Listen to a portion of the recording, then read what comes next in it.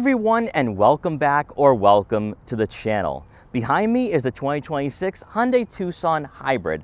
I have received a number of DMs, a number of requests to take a look at this crossover, and I'm beginning to understand why. In the compact crossover market, these vehicles can be very one-dimensional. They're practical, right? Point A to point B vehicles.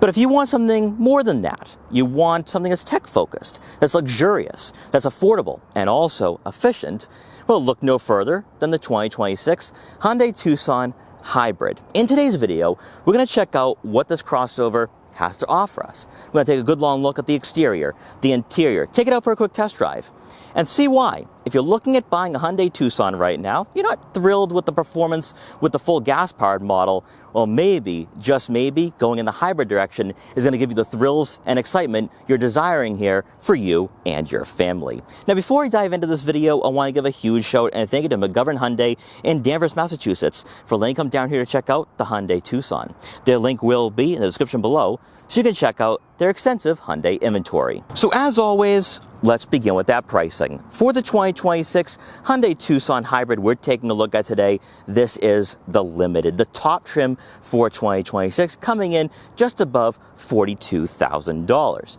Now, the SEL Convenience, which sits just below this model, below this trim, comes in at just around 35 grand.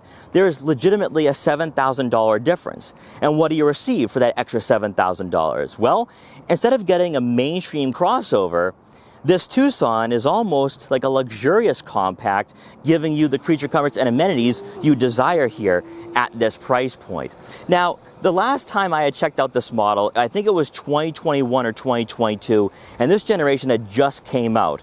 And it was very controversial with the design because it does look somewhat EV-like. You have some body lines on the hood and aggressive body lines along the side profile. People did not like that when this model first came out. But since then, there has been a mid-cycle refresh, and the Hyundai Tucson now looks a bit more regal, more mature, more grown up, and thankfully it has retained some of the styling elements from the pre-facelifted model, such as the LED lights in the grille, giving you some definition, giving you more of an upscale appearance to this vehicle. You have LED headlights and LED daytime running lights, and then what I like here is that you don't have that stereotypical gloss black grille here. There is some chrome accents as well, even though the emblem itself is a bit more blacked out. At least it looks a bit more unique.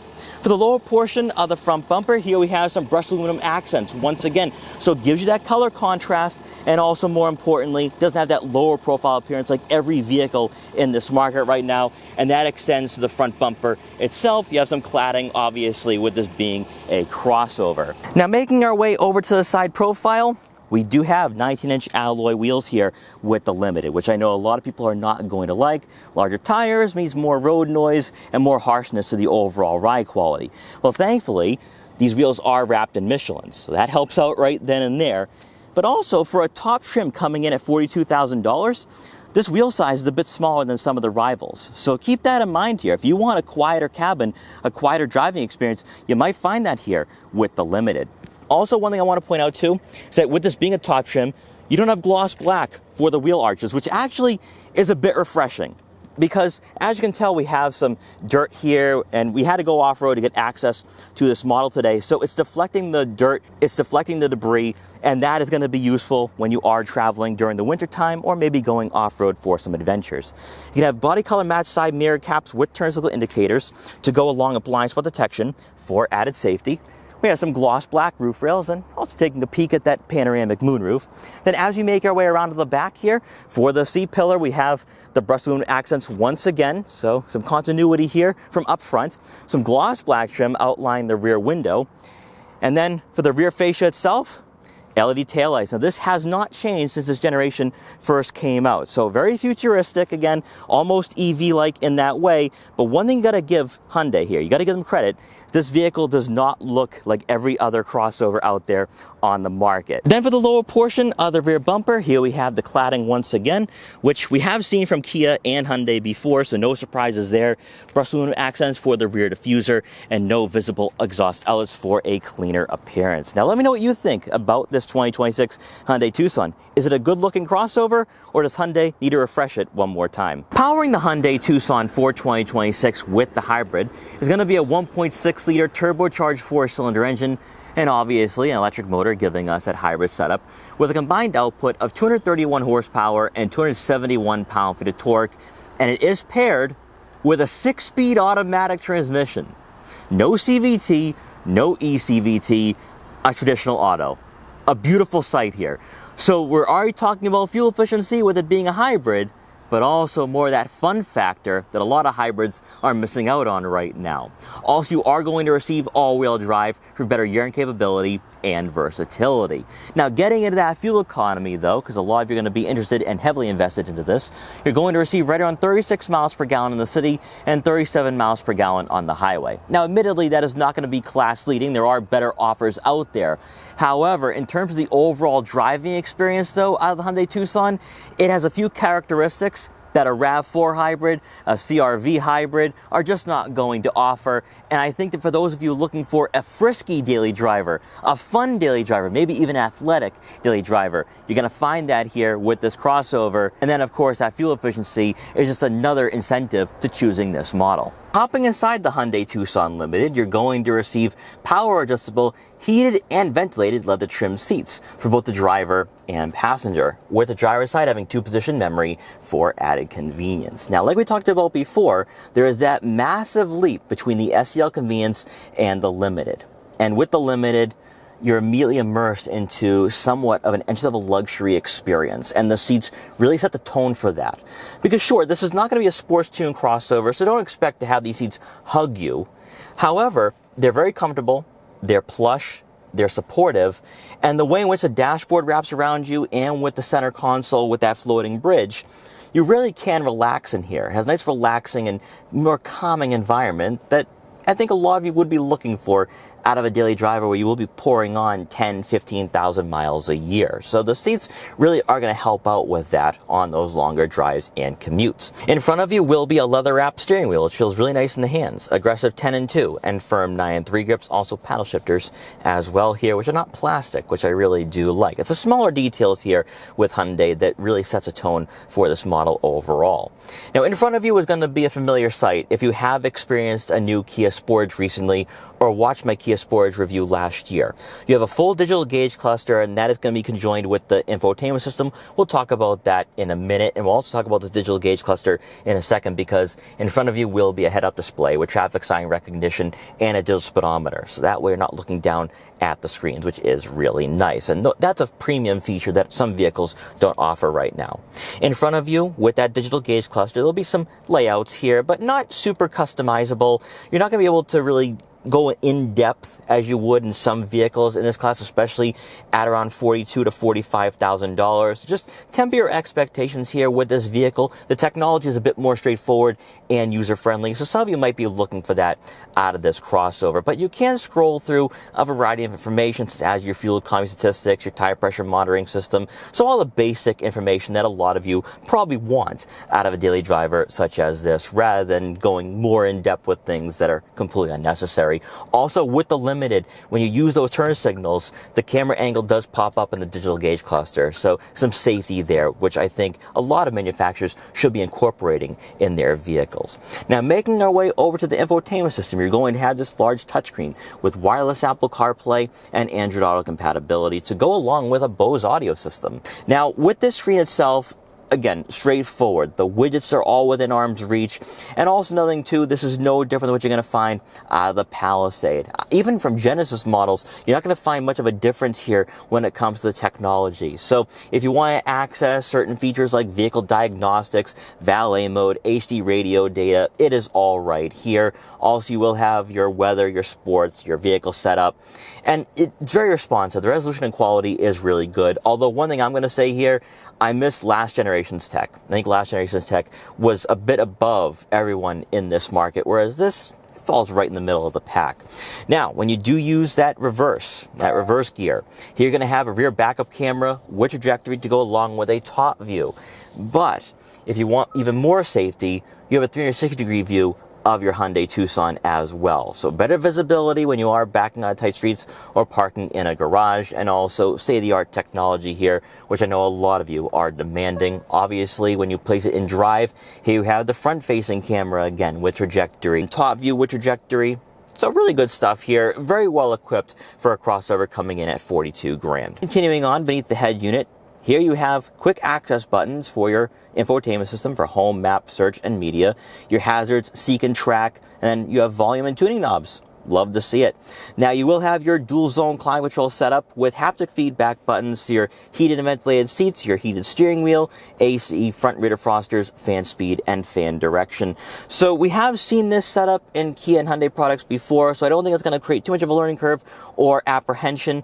But I know some people would still like to have those physical buttons. I don't think we're going to see that from Hyundai, at least in this market, for some time. Continuing on, you are going to find two USB-C inputs, a 12-volt outlet, and a lot of storage here for some smaller items, maybe some smartphones, wallets, other tech gadgets. For the floating bridge itself, here we have our drive mode selector, our auto hold, also hill descent control, park assist features, and camera angles. Next, that will be your wireless charging pad, two cup holders. For the center storage compartment, enough room for some smaller items, maybe even a 17-ounce water bottle, which gives you a bit more versatility here than some crossovers in this class. And then to round out the front seating area, above will be a panoramic moonroof, which brings in a lot of natural light to the interior. Then for passengers in the second row, they're going to be greeted by an eye-opening 41.5 inches of legroom. That is near class leading. That's only about a half-inch difference compared to the Honda CR-V. This would be identical with the Kia Sportage and a little bit better than the Volkswagen Tiguan and then obviously the Toyota RAV4 as well. So if you have a larger family or a growing family, this vehicle gives you that flexibility. It also gives you the interior space you demand. But then with this being a limited, you also have the creature comforts and amenities on top of all of that because you have the leather trim seats here, but also back here you have 3-level heated outboard seats. So that way during the winter months, you can be nice and warm. Also, the center up isn't that aggressive, so I think you can try squeezing in a third person in the center. So very practical there. Now also back here, you will have two center mounted air vents to go along with two USB-C inputs. And then to round out the second row seating area, you are going to receive a center armrest with two cup holders. Making our way around to the back one more time to take a look at the rear cargo area. Obviously with this being a limited and a top trim, you are going to receive a power liftgate. And inside, behind the second row seats, you're looking at close to 40 cubic feet of room. This would be on par with that RAV4, with that CR-V. This is better than the Subaru Outback, Forester, Volkswagen Tiguan SEL R-Line Turbo. Then obviously sharing platforms with the Kia Sportage will be identical with that model. At 38 cubic feet of room, you can have no issue storing anything back here at all. So as you can tell, there's a big box here for Hyundai parts. Also, I have my camera gear. So very flexible if you are going on frequent road trips with the family, or maybe you're flying out of town. You can fit all your luggage back here with no issues. Now on both sides of the cargo area will be some levers to conveniently lower the second row seats. And when they are lowered, you're looking at right around 74.5, 75.5 cubic feet of room. Falls right in line with many vehicles in this class. So the practicality is really like the icing on the cake here with this crossover. But in my mind, it gets even better when you take it out for a test drive. After receiving a number of requests to take a look at the 2026 Hyundai Tucson Hybrid, I am genuinely impressed here with what this vehicle is offering. And actually, I should probably come back and do a lower trim to see what the value proposition is and whether it's a better idea to spend $38,000 or $39,000 rather than 45 grand here for a top trim limited. My reservation here, though, with the Tucson, regardless of trim, regardless of powertrain, is that it's almost identical to its cousin, the Kia Sportage. And no other vehicle in the lineup has that problem. Like the Palisade has its own value proposition, a bit more luxurious, a bit more refined than the Kia Telluride. And you see that with the other crossovers as well, with the Hyundai Kona, maybe even the sedans too. But the Tucson, with this being the top seller for Hyundai, you would think that it would be a bit more different. And as we've seen so far today, the exterior and the interior, Hyundai does focus on the smaller details just a bit more, making it feel special in a way, not mainstream, not cheap, although the technology is a carryover and a carbon copy of what you are going to find out of a current generation Kia Sportage. So that's one thing I don't necessarily like here. Although everything really improves with the driving dynamics, with the performance of this model. Because for one, you get the hybrid powertrain, so better fuel efficiency, so you're stretching that dollar just a bit more. But then you also benefit with electrification. And this crossover, pound for pound, can go up against the best of them. Can go up against the last generation Mazda CX-5. Can probably hold its own against a Volkswagen Tiguan SEL R-Line Turbo. Interior-wise, fit and finish-wise, this is better than what you're going to find out of a Subaru Outback. And then, obviously, we got to talk about that Toyota RAV4, which Toyota's really cheapened out their interiors. And I even though I haven't done a review yet, not a big fan with the current generation. But with this Tucson, though, this is everything you would want out of a compact crossover and a mainstream crossover. These seats are plush, they're comfortable, the seating position is right for people of all shapes and sizes. You also have a steering wheel that gives you some sense of engagement here. And as we're finding out, very quick performance in a straight line.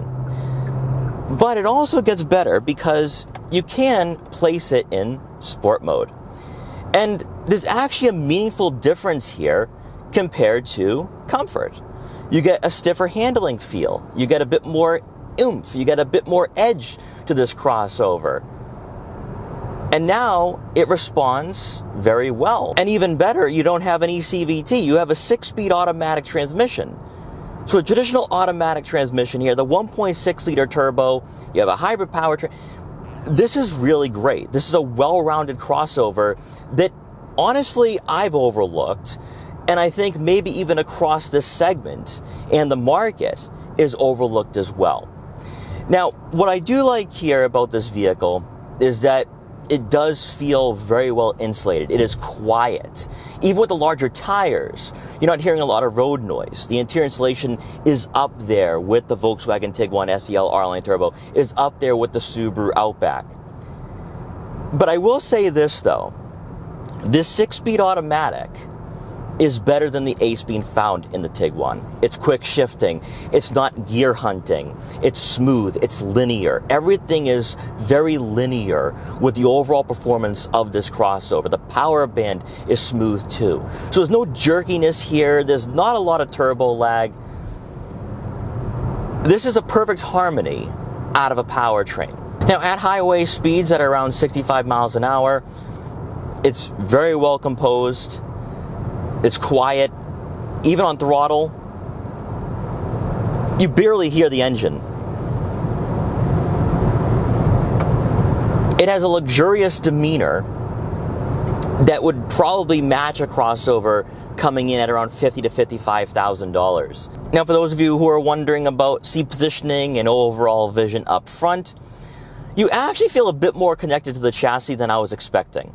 You don't feel as though you're sitting on top of it, but rather you're a part of it, which does help out when you are in sport mode, when you are on some winding back roads. You have that connectivity, which isn't often associated with vehicles in this market and class. Now, when it comes to overall vision, A-pillars are somewhat aggressive here, so in certain situations you might have some blind spots, so definitely take it easy when you approach intersections or red lights.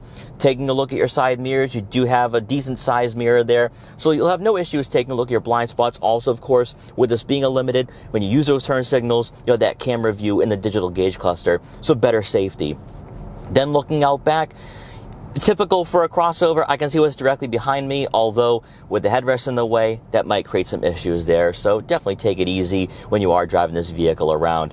But I will say though that what you have out of this Tucson, and maybe it's just because it has been around for a bit, yes, it has experienced a mid-cycle refresh, it does feel like crossovers from the early 2020s, late 2010s. And right now, that is not a bad thing here. That you still have some sense of a tactile experience too with the dashboard layout, but just the way it feels in terms of its interior quality, the fit and finish. This is stuff that a lot of manufacturers are overlooking now for technology and cutting corners. And with the Tucson, I don't feel that. And right from the get-go, it feels like a perfect fit.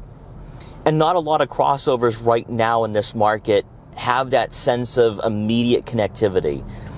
And that's where I think Hyundai has been very unique here with the Tucson. And I think also another thing too, to answer some of the questions as to, well, how is this compared to a Kia Sportage?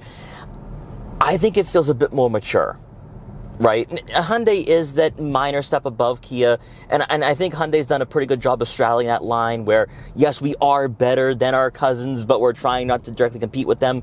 With the Tucson more specifically, this is for a more mature buyer. This is for someone who is looking for a sense of quality, a sense of luxury, and you're getting that here. And I think with Hyundai more specifically, they've always kind of exuded a sense of being the Korean German-like brand in a way, with its handling, with its performance, with its style, with its technology, and that really shines through for this generation. I also love the fact that nothing feels vague, it doesn't feel dumbed down, it doesn't feel numb here being behind the wheel. It's not this sedated feeling that a lot of hybrids now do exhibit. So if you're someone who wants to have a bit more power out of your daily driver, but you also don't want to sacrifice fuel economy, I would push you in the 1.6 liter turbo direction. Do not go with the gas-powered version because it is going to be underpowered, typical for a lot of naturally aspirated four-cylinder engines in this market, typical for any vehicle, I should say, at around $30,000 to $35,000. But when you get to the $45,000 mark, this is where I think the Hyundai Tucson is actually really going to impress you if you are cross-shopping this with other vehicles at around 45 grand. Because I would say that in terms of its driving ability, with its handling, with its cornering, and even just the fact that it is so quiet and I think relaxing here, that pushes it ahead the new CX-5.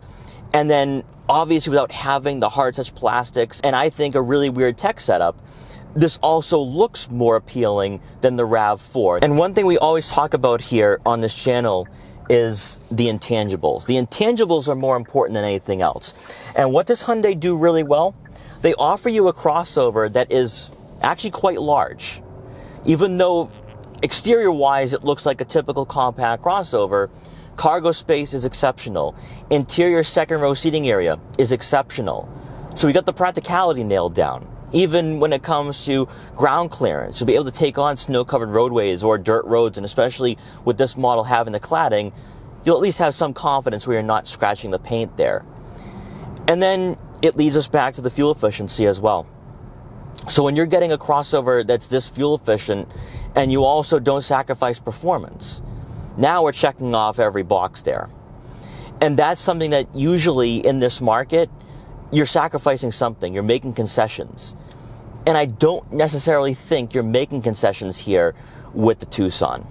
In fact, I think that with the Limited, and again, I have to come back for the other trims, I think with the Limited, this package right here is designed and equipped and fitted to appeal to somebody who wants everything under one roof, but has had difficulty finding it. So guys, I hope you enjoyed this video for the 2026 Hyundai Tucson Hybrid. Let me know in the comment section below if this is the best hybrid in its class in terms of its value proposition, the features it's offering, and obviously the fact that it is practical and fun to drive. But guys, once again, thanks so much for watching, take care, and I'll see you guys next time.